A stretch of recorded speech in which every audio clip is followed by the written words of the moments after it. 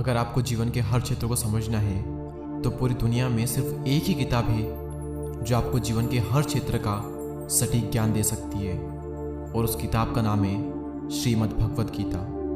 दुनिया की सबसे बेस्ट बुक।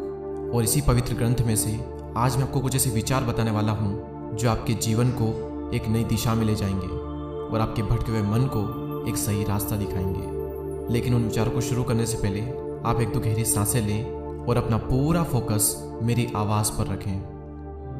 जो व्यवहार आपको दूसरों से पसंद ना हो, ऐसा व्यवहार आप भी दूसरों के साथ कभी ना करें।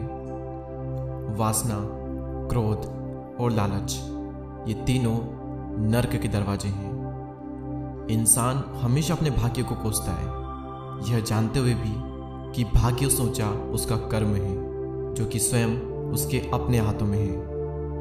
मनुष्य अपने हृदय से जो दान कर सकता है वो हाथों से नहीं कर सकता, और मौन रहकर जो कुछ वह कह सकता है वो शब्दों से नहीं कह सकता। जो व्यक्ति क्रोध करता है उसके मन में भ्रम पैदा होता है, जिससे उसका बौद्धिक तर्क नष्ट हो जाता है, और तभी उस व्यक्ति का धीरे धीरे पतन होने लगता है। मन की शांति से बढ़कर इस संसार में कोई भी संपत्ति नहीं है।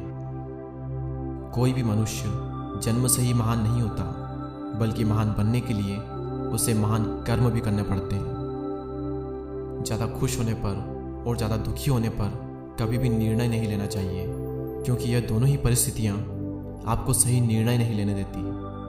अगर कोई आपको अच्छा लगता है तो अच्छा वो नहीं है, बल्कि अच्छे तो आप हो, क्योंकि उसमें अच्छाई देखने वाली नज़र आपके पास है। मनुष्य अपने जीवन में तब तक डरता रहेगा जब तक उस मनुष्य के जीवन के फैसले कोई दूसरा लेता रहेगा। जैसे अंधेरे में प्रकाश की ज्योति जगमगाती है, ठीक उसी प्रकार से सत्य की चमक भी कभी फीकी नहीं पड़ती। इसलिए व्यक्ति को सदैव सत्य बोलना चाहिए। सदैव संदेह करने वाले व्यक्ति के लिए प्रसन्नता ना तो इस लोक में है, ना ही परलोक में। परिवर्तन संसार का नियम है। समय के साथ संसार में हर चीज परिवर्तन के नियम का पालन करती है। मन चंचल है और इसे नियंत्रित करना कठिन है, लेकिन अभ्यास से इसे वश में किया जा सकता है। और जो मन को नियंत्रित नहीं करते, मन उनके लिए शत्रु के समान कार्य करता है। कर्म वह फसल है जिसे इंसान को हर हाल में काटना ही पड़ता है। इसलिए हमेशा अच्छे बीज बोएं ताकि आपकी फसल भी अच्छी हो। जिस प्रकार दीपक में तेल समाप्त होने पर दीपक बुझ जाता है, ठीक उसी प्रकार जब मनुष्य के कर्म भी क्षीण होने लगते हैं, तब उस मनुष्य का भाग्य भी नष्ट हो जाता है। इंसान के जीवन में आने वाला बुरा समय उस आईने की तरह होता है जो हमें हमारी क्षमताओं का सही आभास करवाता है। किसी भी व्यक्ति को ना तो समय से पहले और ना ही भाग्य से अधिक कुछ मिलता है, लेकिन उसे सदैव पाने के लिए उसे प्रयत्नशील रहना चाहिए।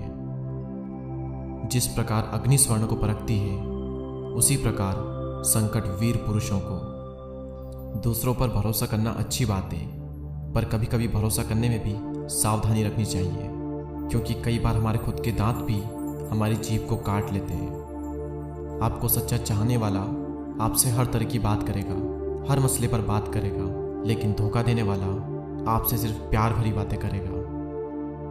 जीवन का दूसरा नाम संघर्ष है। मैं कर सकता हूँ ये आत्मविश्वास है, लेकिन सिर्फ मैं ही कर सकता हूँ ये सोचना घमंड है। आत्मविश्वास को अपनाएं और घमंड को छोड़ें।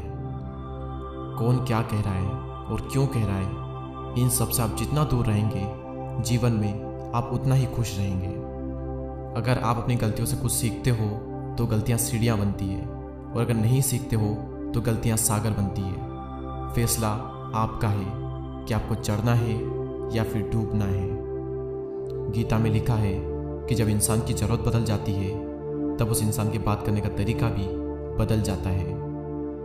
मनुष्य अपने विश्वास से निर्मित होता है। जैसा वह विश्वास करता है, वैसा ही वह बन जाता है। और यदि कोई व्यक्ति विश्वास के साथ इच्छित वस्तु को लेकर नित्य चिंतन करता है, तो वो जो चाहे वो बन सकता है। जीवन में सफलता का ताला दो चाबियों से खुलता है, एक कठिन परिश्रम और दूसरा दृढ़ संकल्प।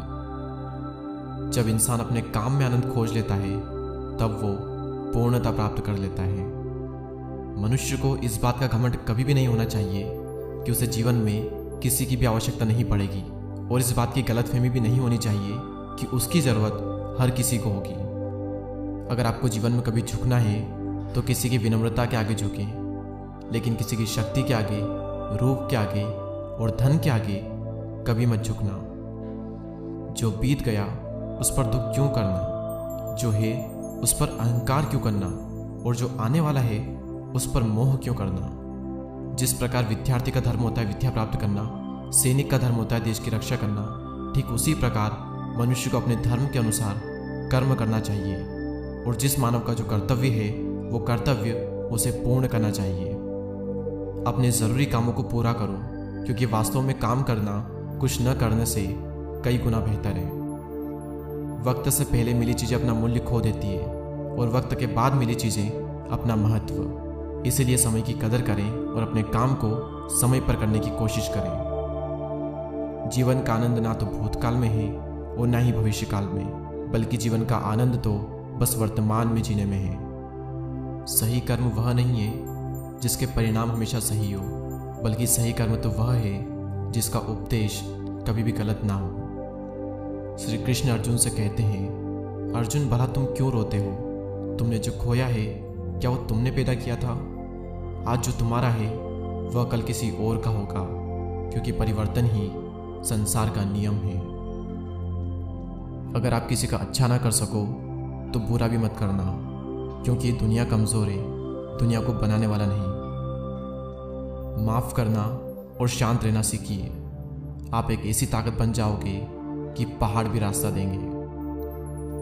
जो होने वाला है वो होकर ही रहता है और जो नहीं होने वाला वो कभी नहीं होता है। ऐसा निश्चय जिनकी बुद्धि में होता है उन्हें कभी भी चिंता नहीं सताती।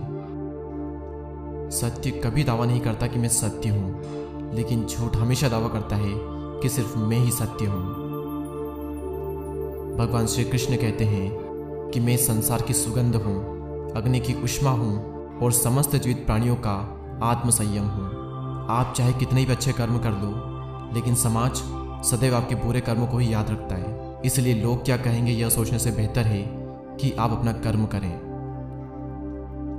जो बहुत ही कम खाता है या फिर ज़्यादा खाता है, जो बहुत ही कम सोता है या फिर बहुत ही ज़्यादा सोता है, उसके योगी बनने की कोई संभावना नहीं है। आप खाली हाथ आए थे और खाली हाथी चले जाओगे। जब मन व्याकुल हो तब कोई भी निर्णय ना लें। भरे हुए मन से लिया गया निर्णय कभी भी सही नहीं होता।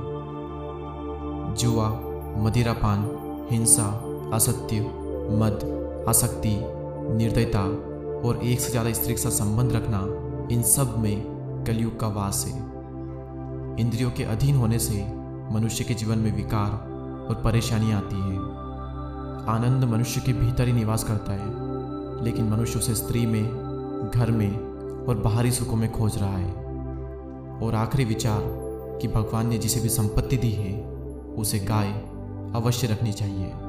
इन सभी विचारों में से कौन सा विचार आपको सबसे ज़्यादा पसंद आया हमें कमेंट कर ज़रूर बताएं। और इसी तरह के पॉजिटिव वीडियोस को देखने के लिए हमारे चैनल को सब्सक्राइब करके बेल आइकन को प्रेस करें। मैं आपसे मिलूंगा अगले वीडियो में। तब तक के लिए जय हिंद, जय भारत, जय श्री कृष्णा।